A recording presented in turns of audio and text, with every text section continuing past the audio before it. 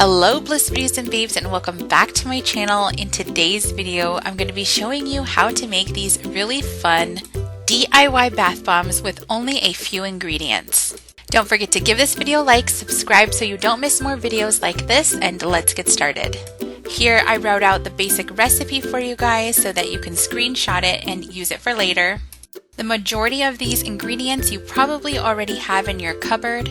Except for this citric acid. I actually found mine on Amazon. I'll leave a link to it down below. The citric acid combined with the baking soda is going to give you that fizziness, whereas the cornstarch is going to slow down that reaction so that you can actually enjoy the fizzies a little bit longer. The olive oil is going to provide the moisture and the softness to your skin.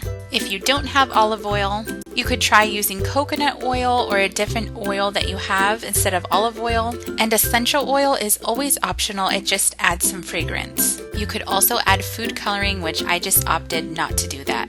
First, I started off by mixing the cornstarch, the citric acid, and the baking soda and giving that a really good mix. Next, I added in the olive oil, about a tablespoon at a time. You might add a little bit more or a little bit less of olive oil depending on how heavy-handed you were with the measurements. I think overall I probably added about a half cup of olive oil until it got to this wet sand moldable consistency. Next was the really fun part where you get to fill the molds with your bath bomb mixture.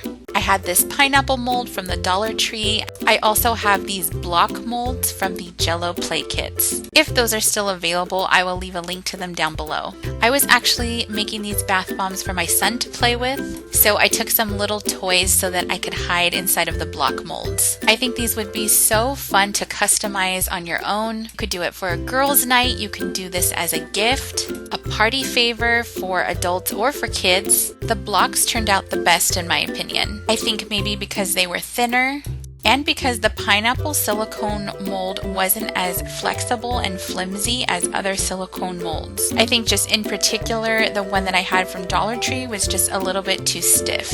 But who knows, maybe it was an ice tray. Oopsies, oh well, I still got a couple good pineapples out of it. When I was cleaning up, I wanted to test out the mixture and I wanted to show you guys that it works.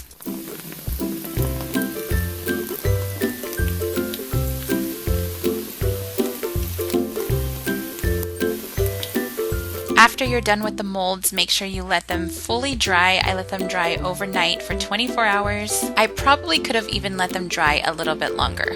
Once they were done, I just turned them over and popped them out. Here you can see some of the really cute pineapples. The blocks came out really cool. This was a very easy DIY, and like I said, you can customize it in so many different ways. And here's our sad little pile of fails from the pineapple mold. They were still really fun to use though. And here I'll leave you with a little demo of them fizzing up. If you want to see a closer demo, make sure you check out my Instagram. I'll leave a link to it down below. Thank you guys so much for watching. I hope you enjoyed this video. If you did, don't forget to give it a like, subscribe, and share with your friends. And I will talk to you guys next time. Bye guys. Look it.